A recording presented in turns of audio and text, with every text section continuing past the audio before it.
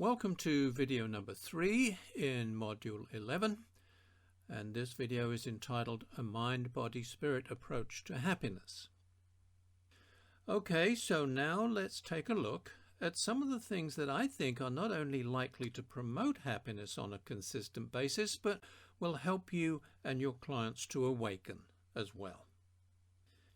Now, I'm not going to say much about the physical factors because they are more than adequately covered in books that deal with health and wellness.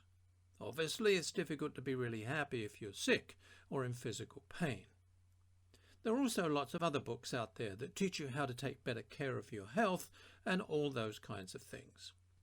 This is not to say that physical factors don't have strong emotional components. They do, as we shall see in the next module, which deals with body issues. That said, I intend to focus in this video on the emotional and spiritual aspects, and how much these determine where on the scale of happiness we mostly find ourselves at any point in time. So, I've put together a brief list of things that once achieved or integrated into your beingness will most likely lead to you being happy most of the time and spiritually awake.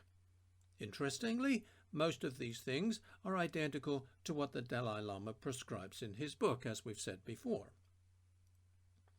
So let's first look at some of the emotional factors that will determine your level of happiness and your range. As you will see, every one of them is attained through the process of radical forgiveness and the other strategies of radical living. So in effect, they represent the core elements of what you will be teaching your long-term clients over time.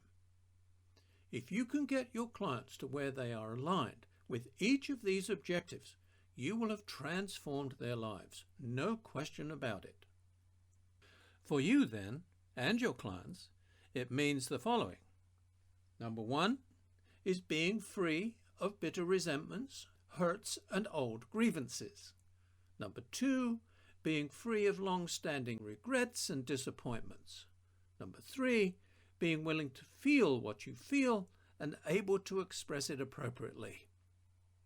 Number 4, being willing to love and accept yourself the way you are. And number 5 is being willing to feel compassion, mercy, tolerance, and humility when called for, and to act accordingly. And number 6, being willing to look at your judgments and projections and to let go of both. So now let's look at what we might classify as the spiritual factors.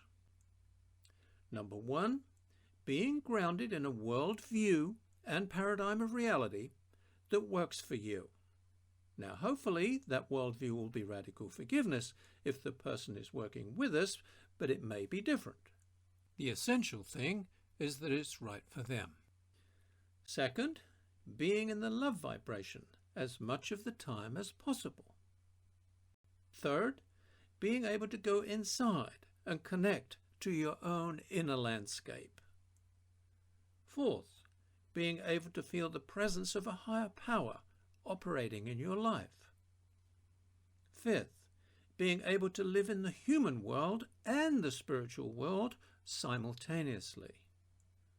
Sixth, being able to feel the love that flows beneath any situation, no matter how it seems.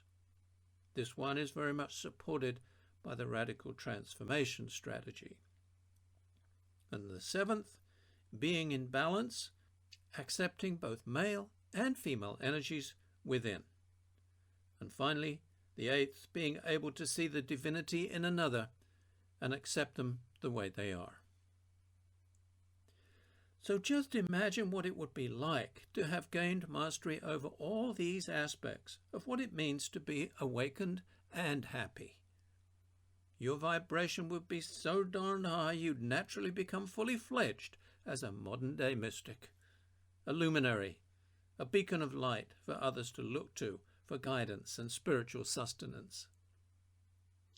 If all this sounds hopelessly utopian and beyond the scope of possibility for you, and even more so for your clients, you're probably right.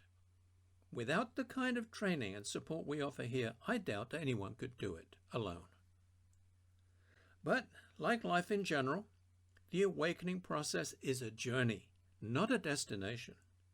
And it certainly doesn't mean that you cannot take your clients on that same journey, no matter where you are yourself along that path. The 10-week class on radical forgiveness may well be, for many, the beginning point. Our experience is that once people have completed that class, you have them forever as a client and a devoted follower. So, on this reckoning then, we can fairly claim that following the philosophy and practice of radical forgiveness and doing one's best to live a radical living lifestyle is the quickest route to happiness. It's an easy, quick, and simple step-by-step process that leads to a sense of peace and happiness. It offers tools that makes the forgiveness process more or less automatic. It expands our consciousness, raises our vibration, and deepens our awareness of the spiritual realm and connects us to our higher power. It frees us from the tyranny of victim consciousness and increases our capacity to feel compassion, mercy, understanding, and humility. It helps us awaken to the truth of who we are, why we're here, and what we have to do to live a happy life in alignment with the new expanded reality based on love rather than fear. The extent to which we are awake is the extent to which we can be truly happy. Radical forgiveness is the key, both to our awakening and our happiness. In focusing on training people how to create happiness in their life, and in the process of so doing, to experience a spiritual awakening and an expansion of consciousness, we will be making a tremendous difference in people's lives. Our work shall then be in total alignment with the Dalai Lama's conviction that the pursuit of happiness is the purpose of life. My advice, therefore, is to give serious consideration to giving a lot of emphasis in your marketing to the idea that you can help people achieve genuine happiness. Besides attracting a younger audience, as previously mentioned, there are millions of people out there who suffer mild depression but are looking for an alternative to antidepressant drugs to lift their spirits. The Radical Living Strategy is that alternative, and you are able to provide it. In the next module, we'll look at body issues. See you then.